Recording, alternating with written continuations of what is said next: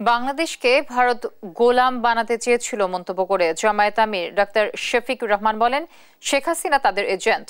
বৃহস্পতিবার Joypurhat circuit house মাঠে কর্মী সম্মেলনে এসব কথা বলেন জামায়াত আমির।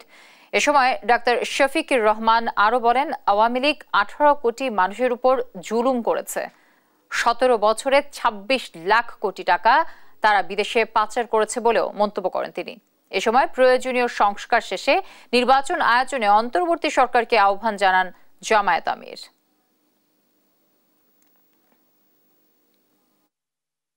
একটা করাপশন ফ্রি দুর্নীতিমুক্ত বাংলাদেশ দেখতে চায়। বাংলাদেশে আবার দুঃশাসন ফিরে না আসুক তা তারা দেখতে চায়। তাই যদি করতে হয় তাহলে অবশ্যই একটা অর্থবহ নির্বাচনের দিকে যেতে হবে জাতিকে। আর সেই নির্বাচন করতে হলে অবশ্যই গুরুত্বপূর্ণ কিছু সংস্কার সাধন করতে হবে। এই জন্য জামাতে ইসলামী 5 তারিখেই বলে দিয়েছে, এই সরকারকে আমরা যৌক্তিক সময় দিতে চাই প্রয়োজনীয় সংস্কার সাধনের জন্য।